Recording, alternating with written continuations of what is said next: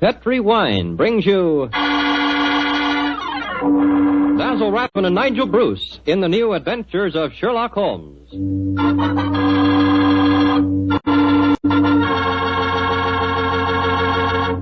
The Petri family, the family that took time to bring you good wine. Invite you to listen to Dr. Watson tell about another exciting adventure he shared with his old friend, that master detective, Sherlock Holmes. Of course, I can't be as entertaining as Dr. Watson, but I can tell you something that's really worth knowing. Simply this. The best beginning a good meal ever had is a glass of Petri California Sherry.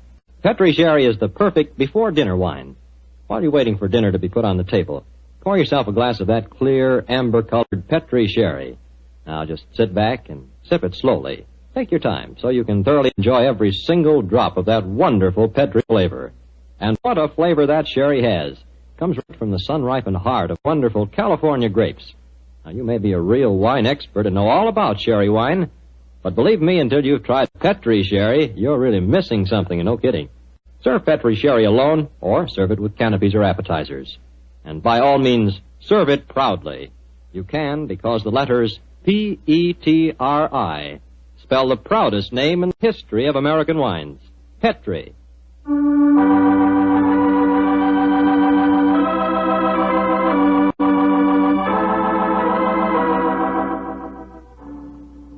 And now for our weekly visit with the good Dr. Watson. Let's see if he's expecting us. Come in. Ah, good evening, Doctor. Good evening, Mr. Campbell. It's about time you got here. Go up a chair and make yourself comfortable. Oh, thanks. Well, you have the old black dispatch box out again, I see. I suppose you've been going over your notes on tonight's adventure. That's right, my boy. And this may interest you. Mrs. Watson figured prominently in the story. She did? Yes, in fact, if it hadn't been for some remarkably quick thinking on her part, Holmes and I might have... well, there I go again, telling you the end of the story before I forget it. Well, how did it begin, Doctor? On a winter evening in 1887. I'd been married some months, and in consequence I hadn't seen much of my old friend Sherlock Holmes. Oh, he was still living at Baker Street, I suppose. Yes, my boy, but we couldn't persuade him to come round and see us. From time to time I'd heard some vague accounts of his doings, of his summons to Odessa in the case of the Trepoff murder, and of his clearing up the singular tragedy of the Atkinson brothers. But to get back to tonight's story, my wife and I had just finished an excellent dinner. I remember had settled ourselves down for an evening of pleasant domesticity. She was stitching away on a piece of exquisite petit pois, and I was at my desk balancing figures in the family account book. After a few moments, my wife looked up to me and said, John, dear, don't look so troubled. "Oh, was I looking troubled?" Oh, you've been scowling at that account book for 10 minutes now. What's the matter, dear? Don't the figures add up correctly? Oh, yes, they add up correctly. In fact, they tell a very pretty story. After buying my practice and setting up all my outstanding accounts, I find that we have nearly £150 left of the diary that Mr. Sholto settled upon you. 160, isn't it, dear? I was doing the same sum this morning. Oh, well, but still 160. In any case, Mary dear, the point I was going to make is that we don't need the money just now. My practice is picking up splendidly, and I was thinking that we might invest it in something really sound, of course. Who's been talking to you, John? Dr. Wilson again. Well, as it happens, I did bump into him at the hospital today. He can put us onto something very good in Peruvian silver. What do you think of the idea? Well, John, the fact is, I'd almost decided to make a business investment with it myself.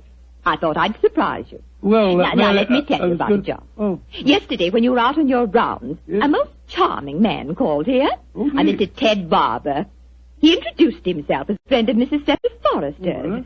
He said he was certain we'd be interested in his new company. And he talked so convincingly that, well, I'm afraid I almost promised him I'd buy some stock in the company. Did you really? What sort of company is it? Well, I didn't quite understand that part of it. But it sounds wonderful. He left a prospectus. It's in the right-hand drawer of the desk. It's something to do with a wonderful new metal that's been discovered by an American chemist called Paradol or Paradise or something. Oh, let's have a look and see what it says. Company formed to exploit the amazing new metal discovered by Dr. Paradise. Paradol preferred stock. The potentialities of this new alloy are immeasurable. The fourth dimension has been conquered. What? Spatial dislocation is an accomplished fact. Oh, gracious me, my dear child. This prospectus is absolute poppycock. Now, John, you mustn't be stubborn. I think at least we should investigate it.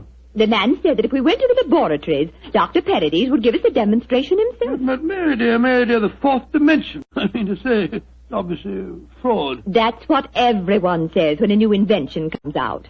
This might be an opportunity for us to make a lot of money, John. Mary, I do wish to please me, dear. Well, I can't argue with you very long, Mary. All right. I'll take you to the laboratory in the morning, but I warn you, I'll show this Dr. Paradis up for the charlatan that he is.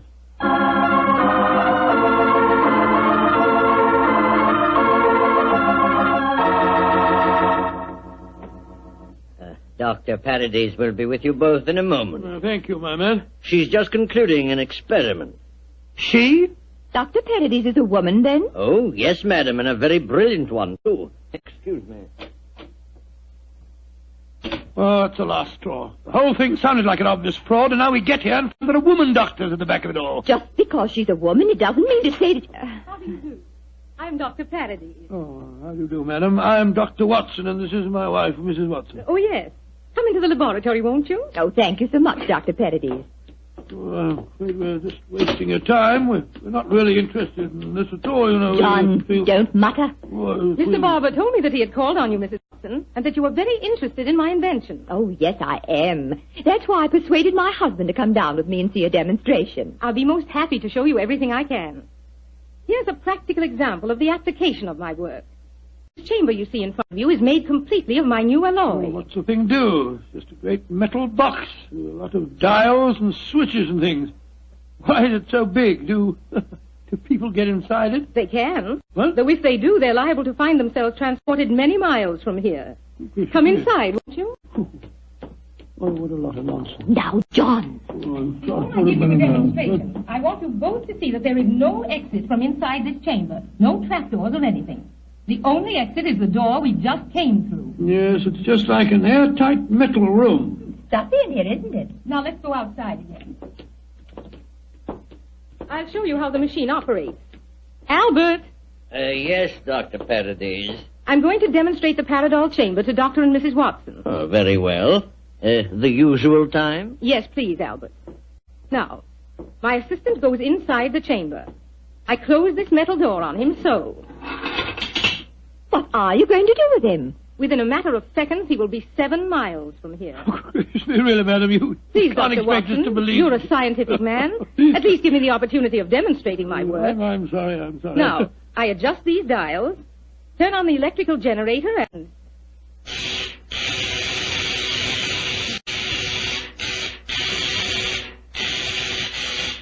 Good Lord, what an amazing business. Now open the door, Dr. Watson, and look inside, please. Great Scott, he's gone. I don't believe it. Dr. Paradis, will you explain this to me? Gladly. My metal Paradol is an unnatural alloy. What? It causes a dislocation in the warp of space and enables us to enter the fourth dimension. You see, time is a dimension. Any object in the past, present, or future can be described precisely in 3 dimensions of space and 1 of time. Yes, but this machine of yours... The alloy of Paradol, combined with the great forces of electricity, has created a new force. This element is controlled by these dials, and it is possible to move in 4 dimensions at once.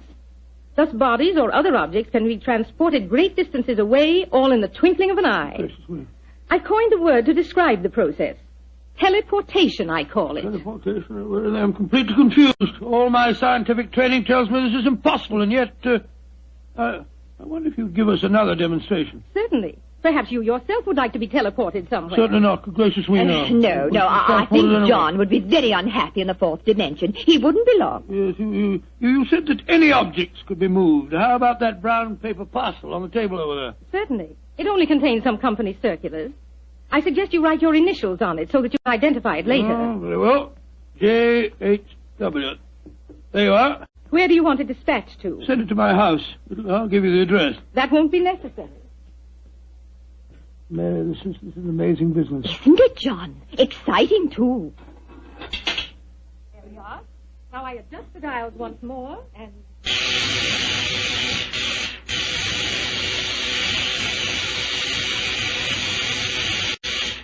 The parcel is is already at your house. Oh, it's impossible. Come along, Mary. Let's get a cab and race back there as fast as we can. Well, Yes, goodbye, dear. Doctor. Goodbye, Doctor. Bye.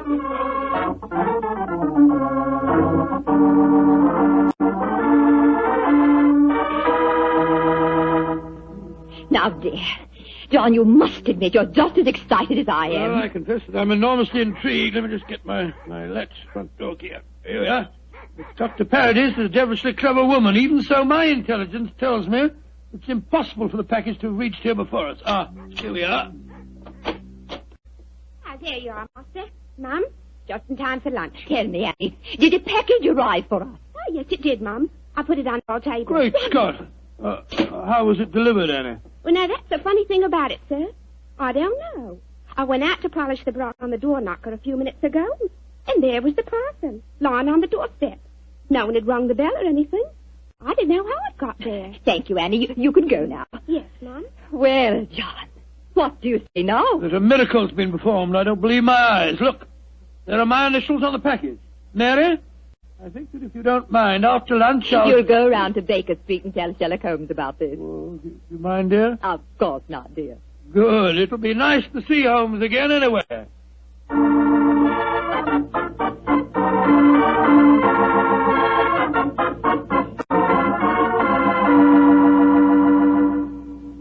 Dr. Watson, how nice to see you again. Hello, Mrs. Hudson. How are you, my dear? Oh, I'm just fine.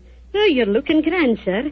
Marriage agrees with you, if you don't mind my saying so. Oh, thank you, Mrs. Hudson. Is Mr. Holmes in? Aye, sir. And I'm very glad you're seeing him. He's no been acting like himself lately. Oh, really? Locking his door, and only unlocking it for me when I give him a password. And he's hardly touched his food for the last 3 days. Tell you the truth, Dr. Watson, I'm awful worried about him. Really? Well, I'll go up to him. He'll be glad to see you, I'm sure.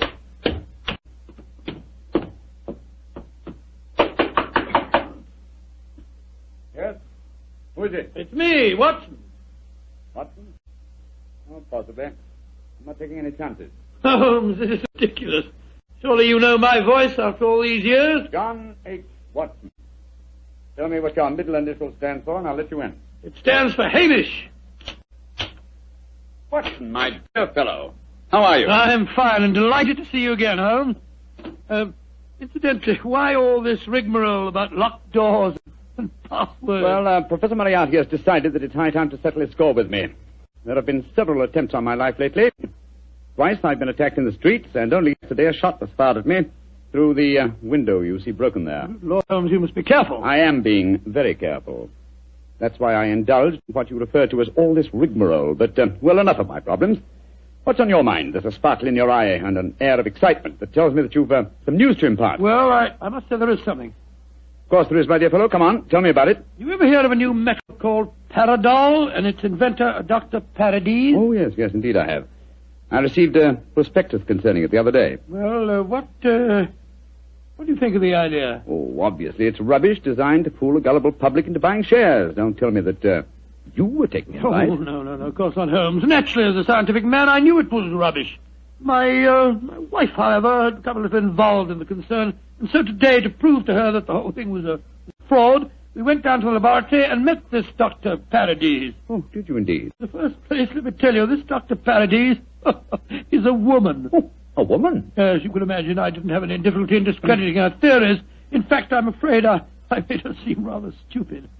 However, we did stay there long enough for her to give us a demonstration.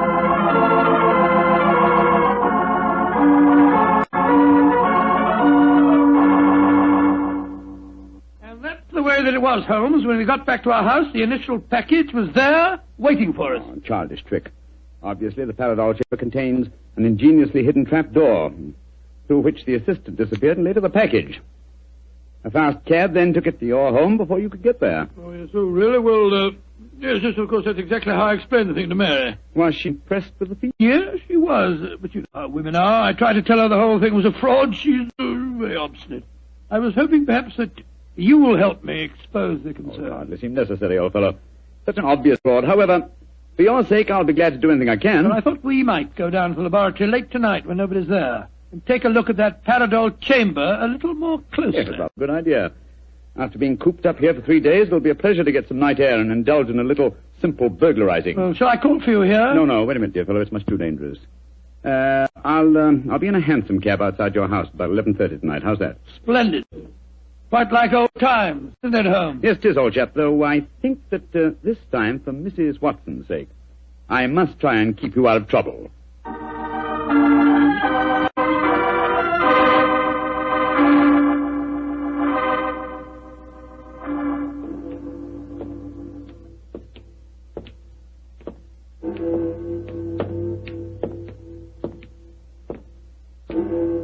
Midnight, Holmes. Yes, Watson.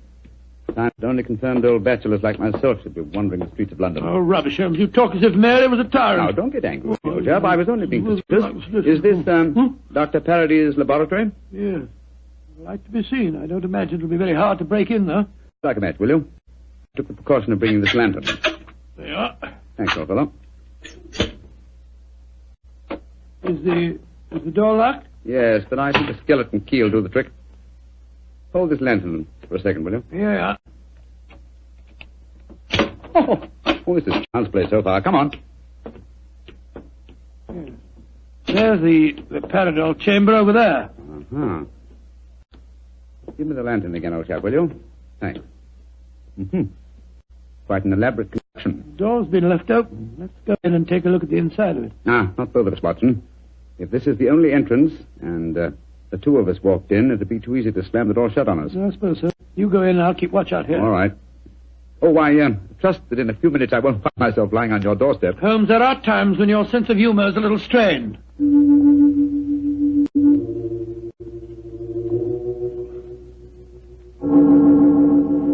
Holmes, you all right? Watson! What is it, Holmes? The body of a dead woman. She's been shot. Unless I'm much mistaken. Let me come and look. 1,000 to 1 is Dr. Paradis. Yes, it is. Watson, get out of here. Don't you either. Good Lord, someone has slammed the door shut on us. Yes, my dear fellow. We walked into a trap very neatly. I'm afraid that we're imprisoned in what appears to be an airtight metal chamber, and the only person who can help us to get out of it again is a corpse.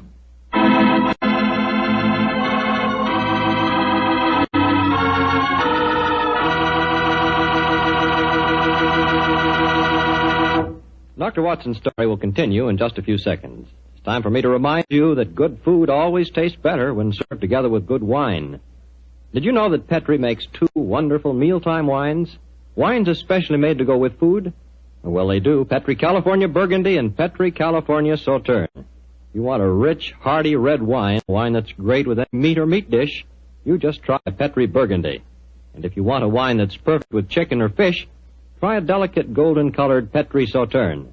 Petri Burgundy if you want a red wine, Petri Sauterne if you want white.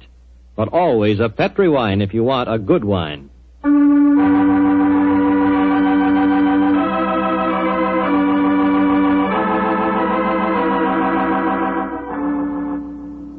Now back to tonight's new Sherlock Holmes adventure. It is in the early hours of a winter's morning in 1887. The famous pair, while investigating the mysteries of a scientific laboratory in the East End of London, have been trapped in an airtight metal cabinet, their only companion being the dead body of a woman scientist. As we rejoin our story, Sherlock Holmes and his old friend Dr. Watson are listening intently as footsteps approach what appears to be their metal coffin. There's someone outside. They're sliding back the metal panel. Good evening, gentlemen. That voice, it's Dr. Paradis' assistant. Let us out of here. Or should I be more precise, Mr. Holmes, and say good morning? Hello, Moriarty. Moriarty, you scoundrel. I can just get my hands on him. Dr. Watson, I wish you could get over your dislike for me. For my own part, I'm genuinely sorry that my trap had to catch you, too. I've often felt unhappy that you're not on my side. Such slavish admiration of you given your friend Sherlock Holmes must be highly gratifying. There's never mind about all that. What do you think you're up to? It's obvious, my dear Watson. The whole scheme was a plan to lure me out of my safe hiding by presenting an intriguing problem, and one that victimized the wife of my old friend. You knew it would get back to my ears, didn't you, Moriarty? Yes, exactly. But why did you murder this Paradis woman? That's equally obvious, my dear Watson. It served her purpose in presenting a most convincing scientific front. As soon as the trap was baited, it was a liability. She might tell tales, and so she was killed. Like so many other of your accomplices, my dear Professor. Ah, precisely. Now, my dear fellows, I'm afraid that I must close this panel and say goodbye. Quite sorry to have to kill you, but you're becoming dreadfully in my way. And how do you plan to kill us, Moriarty? By doing nothing more than closing this panel. Oh, I could be frightfully dramatic and release deadly gases into the chamber, or poisonous snakes, or something equally colorful. But quite frankly, it seems so much simpler just to shut you in. Your oxygen supply won't last very long, you know. And for your benefit, Dr. Watson, I may tell you that Paradol, whatever its other shortcomings as a metal, is bulletproof. Goodbye, you meddling fool! Oh. There seems nothing for us to do but look around and ascertain our chances of escape. Holmes, I don't like this. We're in a very nasty situation. My dear Watson, sometimes you're a master of understatement. Aha, just as I thought. What have you found, Holmes? Sliding panel, just behind the dead woman. It leads to a passageway. A passageway that has been bricked up only within the last few hours. But long enough, I'm afraid, to make it impossible. No, there's no escape here. Hold the lantern a little higher, will you, Walter? Yeah. That's it. Well, what are we going to do now? I was just estimating the cubic capacity of this chamber. The air supply should last comfortably for at least another 8 hours. I recommend a brief sleep to refresh us and also to conserve our oxygen supply. Sleep? Who could sleep at a time like this? I can and you can, old chap, if you discipline yourself. Well, I'll try, Holmes, but I know perfectly well I shan't close my eyes.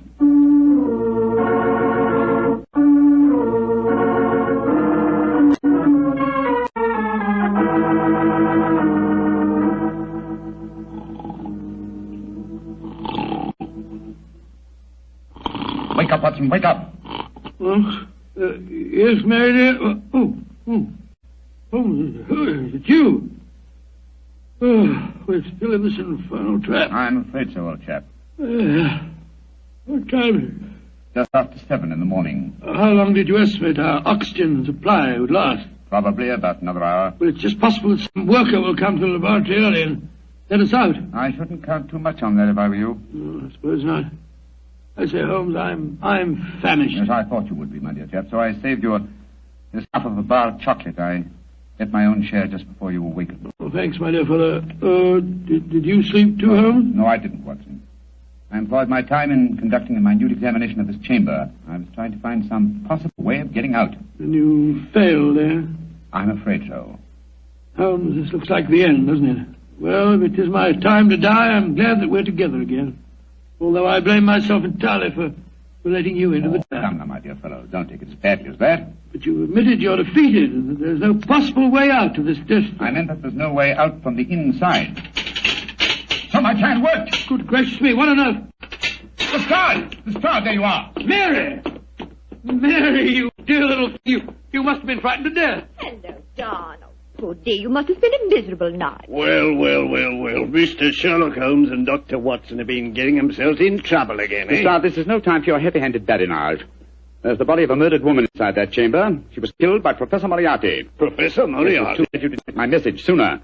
Your message? Oh, bless myself, Holmes. I wish you'd tell me how you got your message to Scotland Yard. Well, ever since these recent attacks on my life, I've had my delightful band of ragamuffins, the Baker Street Irregulars, watching my house fixed watches, 2 at a time. I gave the boys instructions to follow me whenever I went out. And if ever I did not reappear within 3 hours, they were to report to our friend Lestrade at Scotland Yard. Holmes, you're amazing. You think of everything. Just a minute, gentlemen, just a minute. I didn't get no message from any of your Baker Street Irregulars. Oh, you didn't? No, sir. Though I did find a couple of the boys tied up when we came in here just now. But if you didn't get a message from them, how did you come here so opportunely? That's an easy one. Because Mrs. Watson here came and fetched me. You did, Mary? But how on earth... Go on, Mom. Tell him. Well, it's really very simple. When John came back from seeing you yesterday, Mr. Holmes, he was over elaborately casual in his references to the Paradol chamber.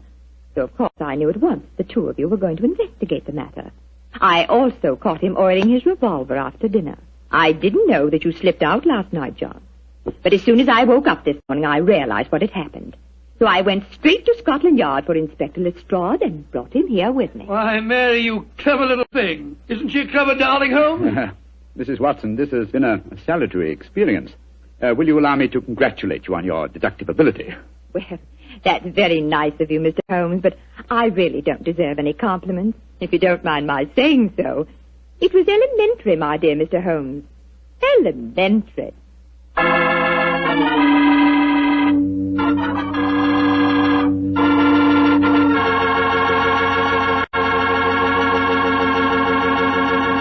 This is Bob Campbell saying good night for the Petrie family. This program comes to you from our Hollywood studios. This is the Mutual Broadcasting